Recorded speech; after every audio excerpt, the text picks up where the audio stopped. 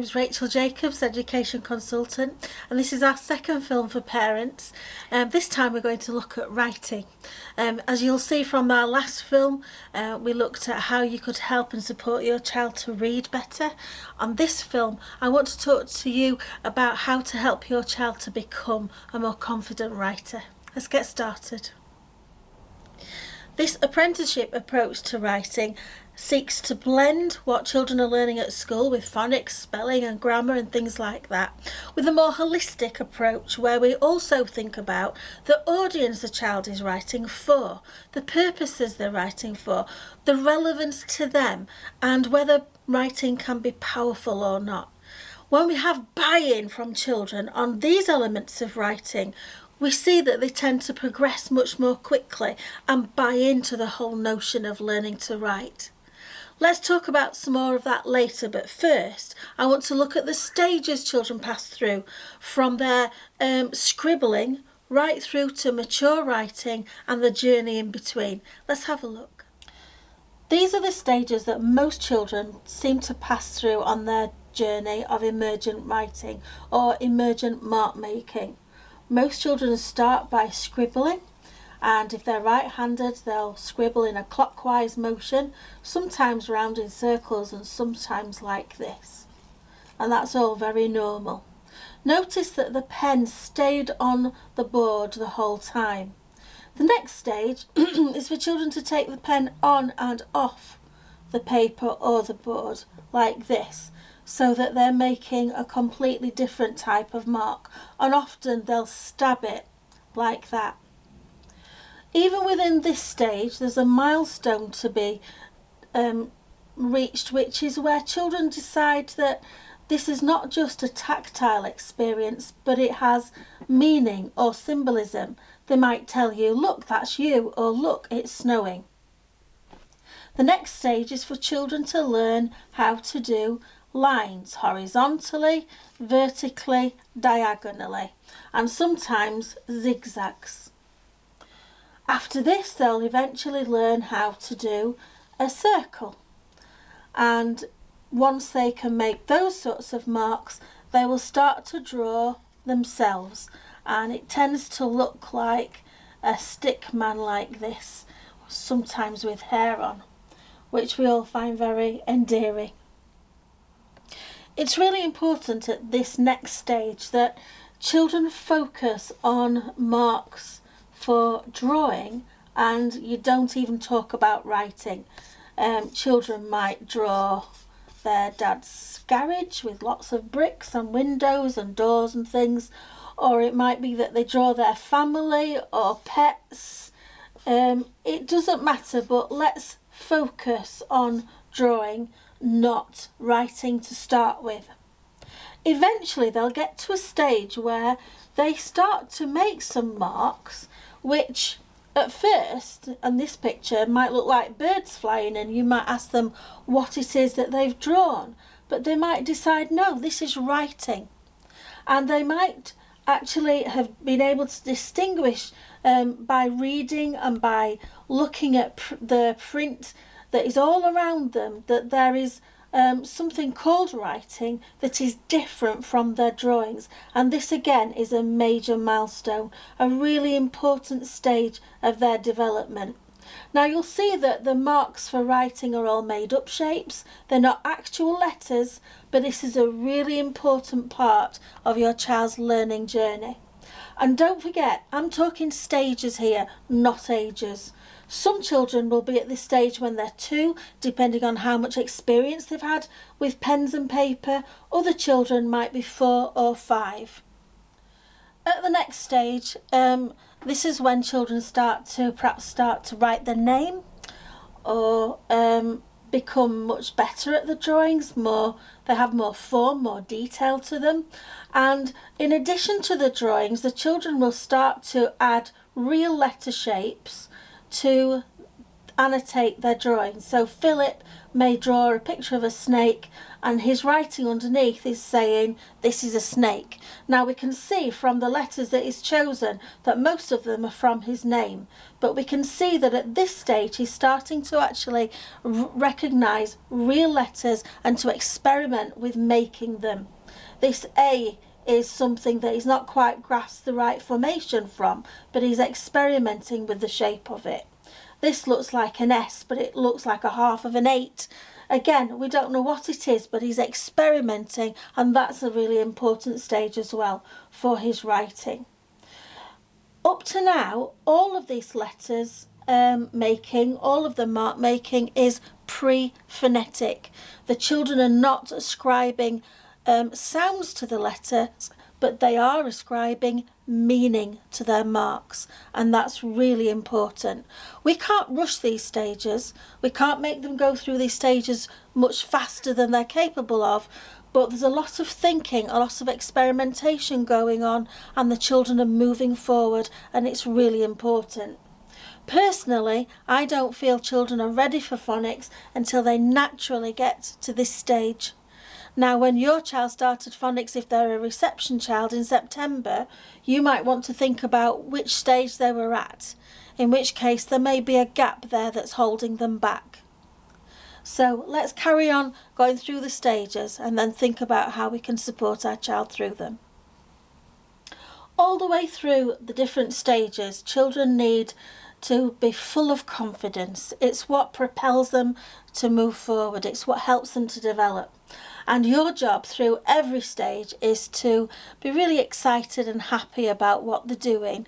Some stages will take a long time, some stages might take overnight, and some stages might be missed out altogether. It isn't one size fits all for children and the writing. They just go backwards and forwards at their own pace. Now here we've got an example of a child who's done some writing using their phonic knowledge.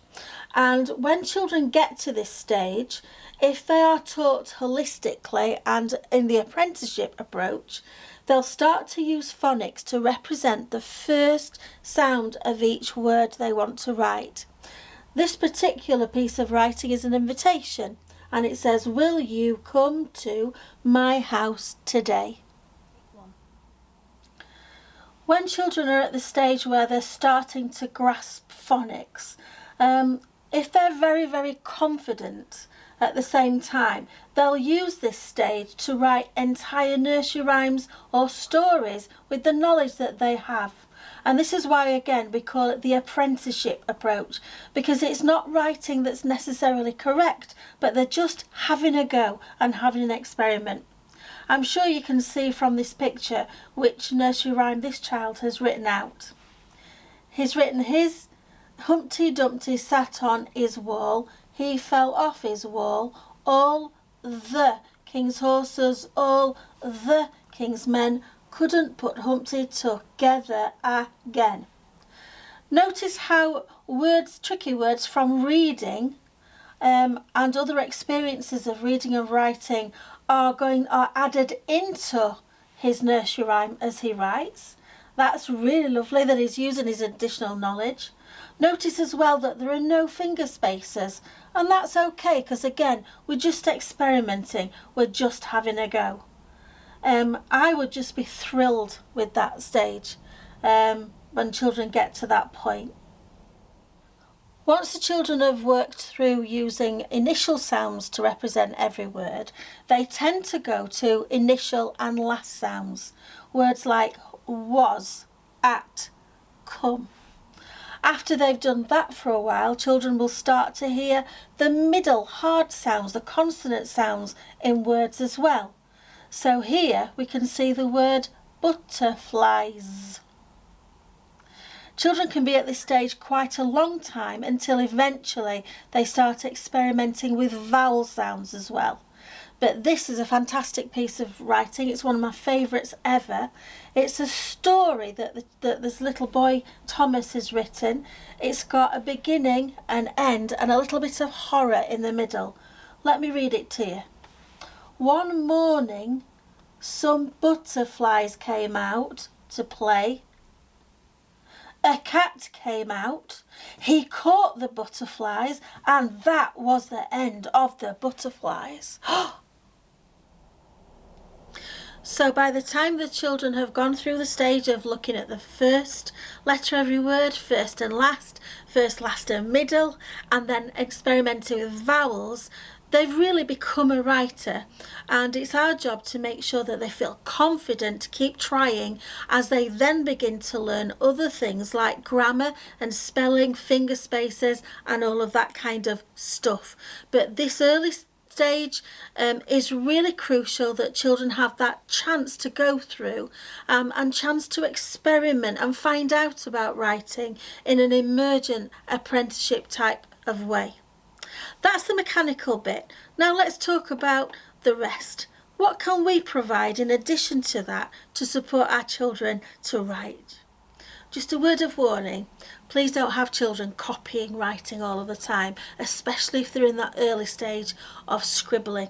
Occasionally they will want you to write a word so that they can write it for themselves, usually their name or mum or love from if they're writing a card. But generally speaking, let them work out language by experimentation, having a go, building words using their phonetic knowledge. The other aspect of learning to write is about encouraging children to love writing by writing messages, by having a voice, and by expressing themselves through the written word. And there's lots of different ways that we can use to help them to do that more successfully. The first one is audience. Could you provide an audience for their writing? Could you be the person that they write to, and could you write back? Then could you expand that audience into your family and friends? Maybe your children could write them a text or an email or a letter or a postcard, and there's nothing like getting a postcard or a letter back in the post. It's so exciting for the young child who hasn't experienced that yet. Another way of widening their audience is having pen pals write to them. Now, a pen pal could be a spider that you've got in the corner of the room. It could be a teddy that starts to write to them and they can write back. When my daughter was little, she put a tooth under her pillow without telling me. And I found out a few days later, and I had to write to her as if I was the tooth fairy saying, "I'm so sorry, I've broken my wing. As soon as I'm better, I'll give you £1 for your tooth." There's lots of different ways of providing pen pals for children, and it doesn't cost anything, but it makes writing come alive. So audience, really key. The next aspect of helping your child to write is modelling. When children are born, they're born with mirror neurons in the brain, and they are literally wired to copy everything you do. They mimic you. It's how they learn. I know you're shouting at me, they don't do what I say, and that's true, but they are mirrored to copy what you do, and what you say and what you show is important to you is important to them. So we really need you to write in front of your children. It's not always easy when they're around and you're busy doing different things, but if they can see you writing shopping lists, filling forms in, writing in your diary, or that kind of thing, writing on your phone, it's really important that they can see you writing for different purposes, and we need you to tell them about it. You're writing a shopping list to remind you when you get to the shops. You're writing on your phone a diary to remind yourself of something. Let them also see you writing with pen and paper, because that's what we're asking them to do. One of the things that children have got to show that they can do to reach the early learning goal for writing is write for different purposes. But I think this makes writing more interesting as well. The types of purposes that I'm talking about are shopping lists, filling forms in, writing letters and postcards, messages, reminders. It might be that you build a den under the table and you've got to have a password to get into the den. They might want to write to a superhero or write as though they're a superhero. There's lots of different purposes for writing, and when you're playing at writing with them, when you're writing at home, it's really good to mix it up and see how many different purposes your child can write for. One parent told me that they'd rigged a bucket and a string up on the staircase so that they could use a pulley system to send each other written messages up and down stairs, and that's a really fun way of writing for a purpose, and making it exciting for your children. It's really important.